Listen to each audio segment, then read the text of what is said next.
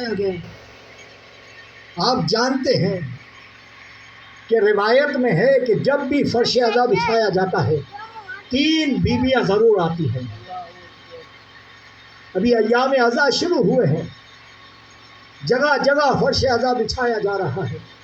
حسین ابن علی کو پرسہ دینے کے لیے، شہزادی کی بارگاہ میں پرسہ پیش کرنے کے لیے عزادار جوگ در جوگ ذکر حسین میں شامل ہو رہے ہیں۔ جانتے ہیں ادھر آپ فرش عزا بچھا دیتے ہیں، وہاں 3 بیویاں اس فرش میں ضرور آتی ہیں۔ 2 شام سے تعلق رکھتی ہیں اور 1 مدینے سے تعلق رکھتی ہے۔ ایک بیوی وہ ہے کہ جس کی پسلیوں کو مسلمانوں نے توڑ دیا، اور ایک بہن ہے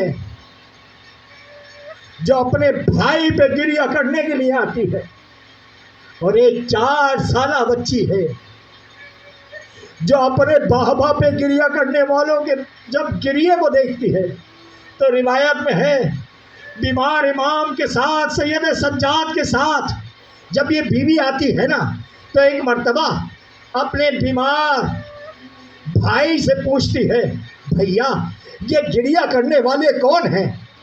سید سجاد بیان کرتے ہیں کہ بہن سکینہ یہ آپ کے بابا کے عزادار ہیں، یہ آپ کے بابا پر گریہ کرنے والے ہیں۔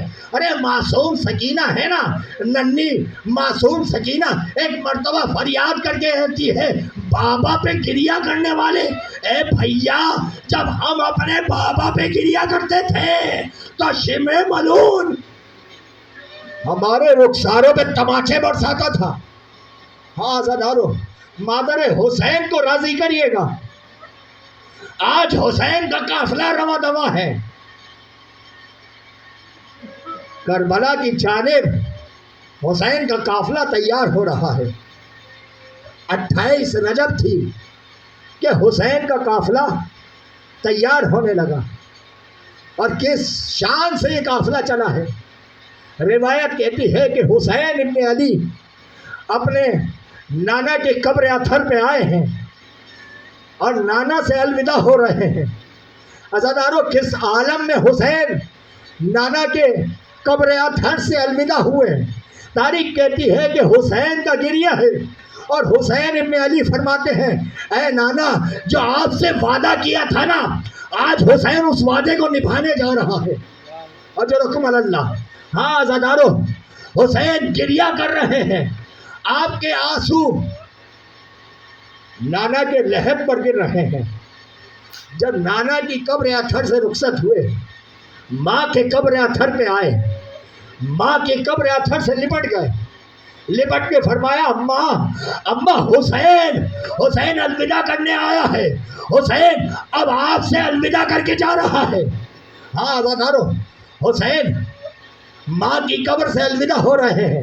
میں کہوں گا لہد سیدہ سے آواز آئی ہوگی حسین اے میرے لال گھبرانا نہیں، ارے جب تو زین سے زمین پہ آئے گا تو تنہا نہ ہوگا، ارے تیری ماں تیرے مقتل کو اپنے سفید بالوں سے صاف کرے گی۔ ہاں عزادارو، یہ حسین کا قافلہ رواں دواں ہے۔ ایک مرتبہ روایت کہتی ہے کہ صحابی رسول نے فرزند رسول کے پاس آ کے فرمایا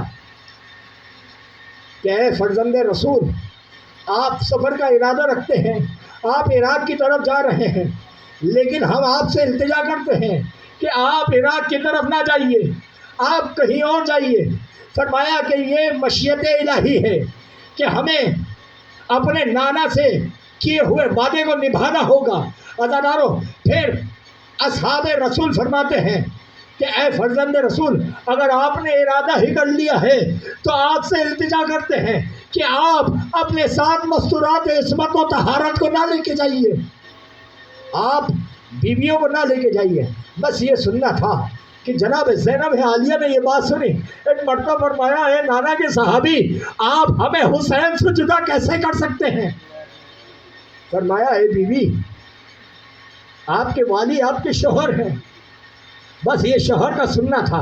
ایک مرتبہ جناب زینب عالیہ اپنے شوہر جناب عبداللہ ابن جعفر طیار کے پاس پہنچی ہے اور اپنے آپ کو فرش پہ بٹھایا. جیسے ہی زمین پہ بیٹھی ہیں تو عبداللہ ابن جعفر طیار نے جب شہزادی کو زمین پہ بیٹھا ہوا دیکھا تو تڑپ کے فرمایا اے شہزادی آپ اور زمین پہ ہمارے جیتے گی، ہمارے زندہ رہتے ہوئے آپ زمین پہ کیسے تشریف فرما ہوئی؟ فرمایا اے عبداللہ ابن جعفر طیار آج میں سوالی بن کے آئی ہوں، آج میں سوالی بن کے آئی ہوں. فرمایا حکم کیجئے. کہا اے عبداللہ ہمیں اجازت دے کہ ہم اپنے بھائی کے ساتھ شریک سفر ہوں. عزادارو عبداللہ ابن جعفر طیار نے فرمایا اے بی بی یہ ہمیں اختیار نہیں ہے کہ ہم آپ کو روک سکیں. سن سکیں گے. شہزادی نے کہا عبداللہ آپ کو کیسے اختیار نہیں، آپ ہمارے شوہر ہیں. فرمایا جب مولائے متقیان نے ہمیں آپ کے ساتھ رخصت کیا، جب آپ کو رخصت کیا نا تو مولائے متقیان نے، مولائے امیر نے فرمایا تھا اے عبداللہ یاد رکھنا کہ جب میری بیٹی تم سے حسین کے ساتھ جانے کے لیے اجازت طلب کرے تو جناب زینب کو فوراً اجازت دے دینا.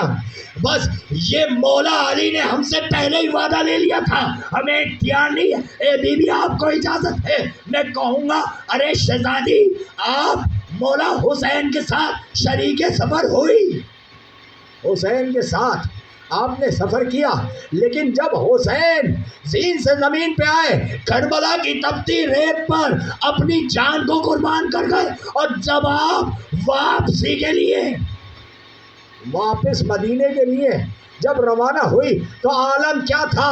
ارے ادھر بھرا ہوا قافلہ آپ کو رخصت کر رہا ہے، اور ادھر جب آپ واپس سوار ہو رہی ہیں تو کوئی سوار کرنے والا آپ کو